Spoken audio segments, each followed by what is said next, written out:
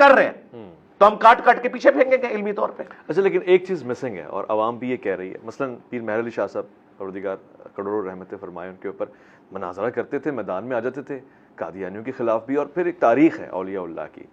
آپ پہ اعتراض یہ کہ آپ مناظرے سے راہ فرار اختیار کرتے ہیں. آپ کہتے ہیں ویڈیو تک محدود رہو, سامنے نہیں بیٹھ سکتے. مطلب مفتی طارق مسعود صاحب کا واقعہ ہوا, پھر مفتی حنیف قریشی صاحب کا یہی اصرار ہے کہ آمنے سامنے بیٹھے, ہم آپ کا احترام کریں گے, آپ کی حفاظت بھی کریں گے. پھر مسئلہ کیا ہے؟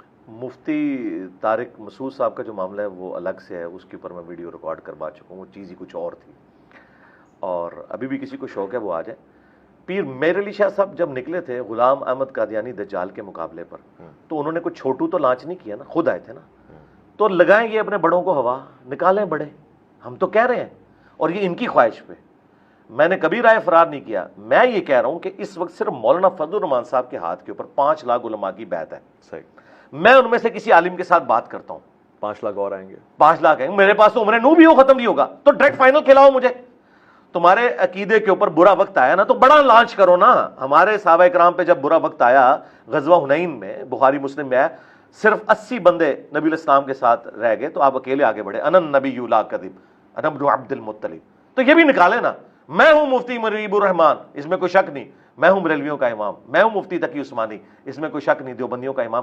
اور یہ ان کی خواہش پہ, مجھے کوئی خواہش نہیں ہے.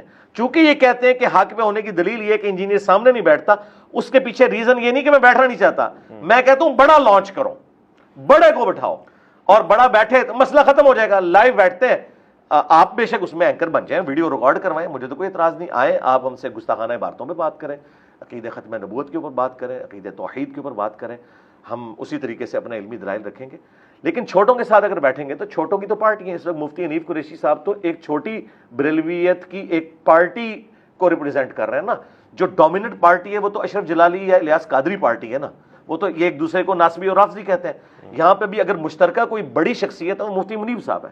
اگر یہ سمجھتے ہیں کہ مفتی منیب صاحب کی یا تقی عثمانی صاحب کی یا اہل حدیث کے ساجد میر کی سپیکنگ پاور نہیں ہے, تو میں پہلے تو ان سے پوچھوں گا کہ اگر ان کے پاس علم اور سپیکنگ پاور نہیں ہے, تم نے ایڈ کیوں اپنا بنایا ہوا ہے؟ پوائنٹ ہے. ہاں بالکل, اتارو ان کو عمارت سے, لاؤ چھوٹو کو بڑا بناؤ, میں بیٹھ جاؤں گا.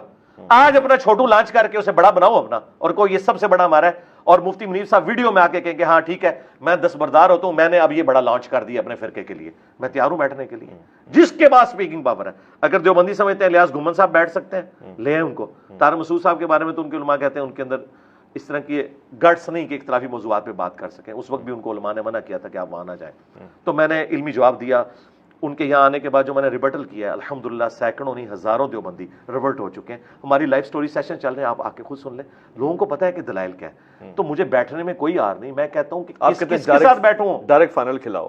فائنل کھلاؤ. اس کی بجائے کہ یہ مثال دیتے ہیں نا مجھے, دیکھیں چھیڑنے کے لیے یہ کہتے ہیں یہ مرزا ثانی ہے, ٹھیک ہے, تو تمہارا جو وہ غلام احمد قادیانی دجال تھا ان کا تھا, کیونکہ وہ صوفیاء کے پیٹرن سے تھا. ہاں جی, حنفی تھا. اس نے خود, اس کے ماننے والے بھی کہتے ہیں ہم حنفی ہیں, وہ بغیر رفع الذہن کے نماز پڑھتے ہیں. تو جو حنفی قادیانی تھا غلام احمد قادیانی دجال, اس کے مقابلے پہ انہوں نے بڑا لانچ کیا تھا نا. اہل حدیث نے بھی ثناء اللہ امرتسری کو لانچ کیا تھا نا. تو آج اپنے بڑوں کو نکالیں. یہ مجھے مرزا ثانی کہہ رہے ہیں نا, تو بڑے نکالیں. اور بھائی ان کے بڑوں کو بھی پتہ ہے کہ the damage has been done, کیونکہ غلام احمد قادیانی دجال کے ساتھ یہ پورے اس لیے پڑ گئے کہ اس نے تو ایک جھوٹی نبوت کلیم کی تھی, اس کے پاس کوئی علمی دلائل نہیں تھے. اس کے باوجود ان سے کئی بلنڈر ہوئے اس کو جواب دیتے ہوئے بھی.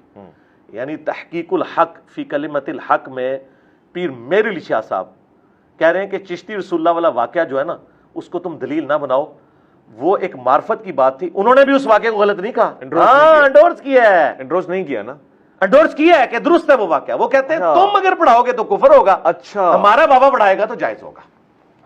اب میں آپ